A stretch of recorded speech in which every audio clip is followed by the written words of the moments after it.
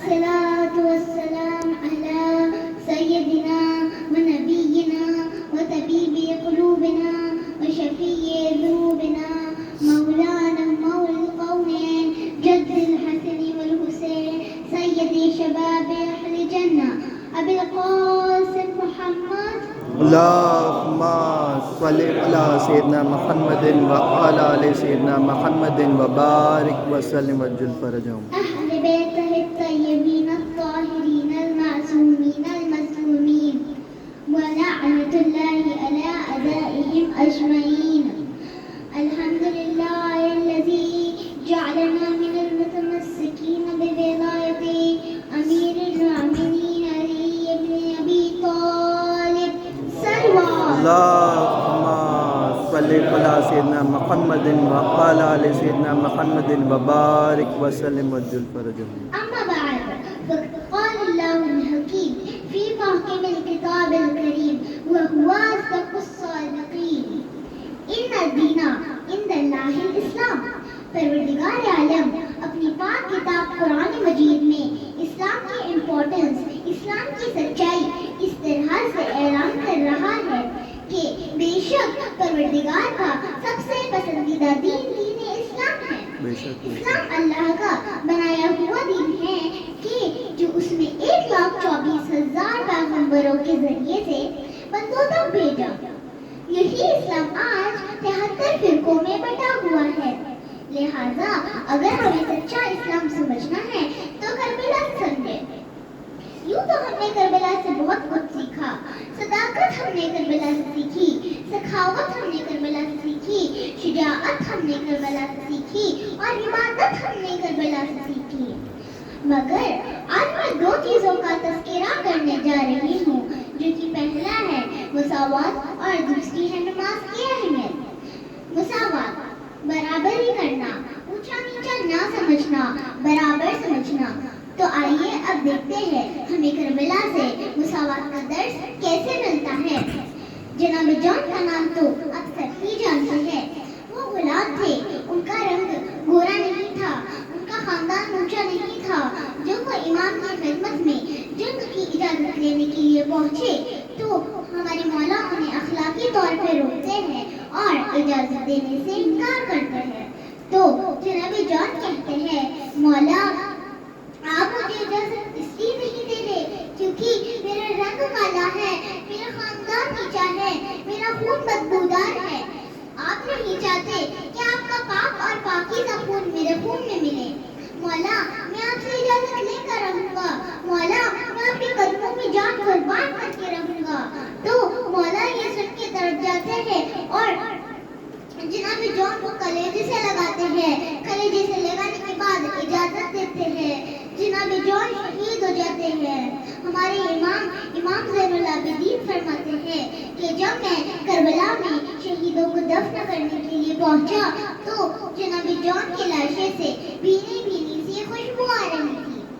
اس کی وجہ یہ تھی کہ جناب جان نے ایسی بات کہی تھی کہ ہمارے مولا نے یہ دعا کی تھی کہ اے پروردگار تو جان کی لاشیں کو خوشبودار بنا اور تو اس کا چہرہ روشن کر. تو یہ پہلا رخ تھا. آئیے اب دوسرا رخ دیکھتے ہیں. امام کی جن زانوی اتھر پر علی اکبر کا سر تھا، امام کی انہی زانوں پر حر علیہ السلام کے بیٹے کا بھی سر تھا. امام کی جن معصوم زانوں پر عباس علمدار کا سر تھا، امام کی انہی معصوم زانوی اتھر پر حر علیہ السلام کا بھی سر تھا. تو اس طرح سے ہمارے مولا ہمیں بتا رہے ہیں کہ ہماری نظر میں سبھی برابر ہے، کوئی اونچا نہیں ہے اور کوئی نیچا نہیں ہے. تو آئیے اب دوسرا رخ دیکھتے ہیں جو کہ ہے نماز کی اہمیت. میرے جیسا کمسن بچہ نماز کی اہمیت کیا بیان کرے، لیکن چند جملے میں آپ کی سماعت کی نظر کرتی ہوں کہ عاشور کا دن ہے اور ظہر کی نماز کا وقت ہوتا ہے. تو جناب ابو زمامہ زردابی امام کی خدمت میں حاضر ہو کے فرماتے ہیں کہ مولا زندگی کی آخری نماز میں آپ کے پیچھے پڑھنا چاہتا ہوں. تو یہ مولا یہ سن کے اپنا چہرہ جانبی آسمان اٹھاتے ہیں اور سورج کی طرف دیکھتے ہیں. یقیناً یہ नमाज का अव्वल वक्त है। मैं सवाल करती हूँ कि जिन इमाम की बाबा की जुल्फ़िकार को 7 नस्लों का इल्म रहता है, क्या उस इमाम को नमाज के अव्वल वक्त का इल्म नहीं था?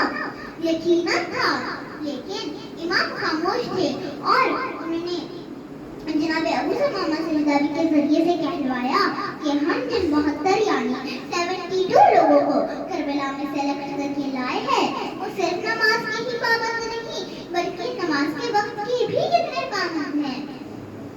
आखिर में 4 मसले सुन लीजिए। महशर में क्या कहोगी शहीद मशरकान से, महशर में क्या कहोगी शहीद मशरकान से, मिलना है इब्ने फातिह बदरो हुनैन से, मिलना है इब्ने फातिह बदरो हुनैन से। मजलिस में आए लेकिन इसका रखे ख्याल, मजलिस में आए लेकिन इसका रखे ख्याल, मस्जिद कहीं करे न शिकायत हुसैन से, मस्जिद कहीं करे न शिकायत हुसैन से। आज़ादा रूह इसी नमाज को बचाने के लिए हमारे मौला ने अपना पूरा घर लुटा दिया। यूं तो ज़ोहर का वक्त था, लेकिन जब असर का वक्त आया तो इमाम सजदे परवरदिगार में है। जब बीबी ज़ैनब ने अपने भाई को घोड़े पे ना देखा तो खलबे से बाहर आई और एक ऊंचे मकाम पर आई जिसे हम दिल्ले ज़ैनबिया कहते हैं। वहाँ से बहन ने जब मंजर देखा कि भाई के सीने पर कातिल सवार है और भाई को समा देता है, साइबे में कोहरा मरमा हुआ, ज़मीन करबला में सलसलाया, सूरज को गिरने लग गया, दिया जलने लगी, वह ज़मीन पर गिर पड़ी।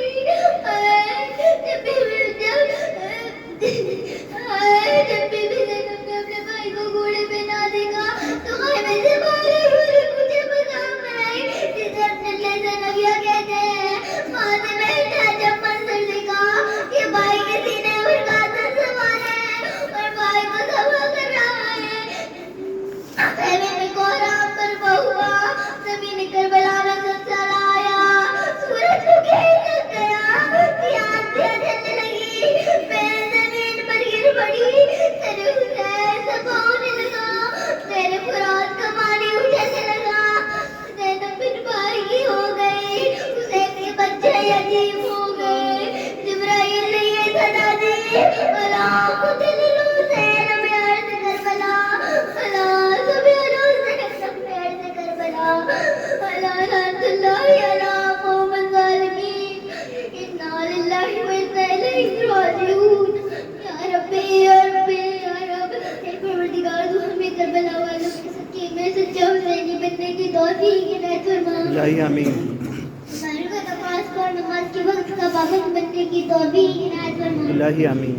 हमारे माँ की ज़रूर में ताजील फरमा। इलाही आमीन। इलाही बर मोहम्मद व आले मोहम्मद सल्लल्लाहु अलैहि अल्लाहुम्मा सल्ली अला माशाअल्लाह माशाअल्लाह सुभान अल्लाह।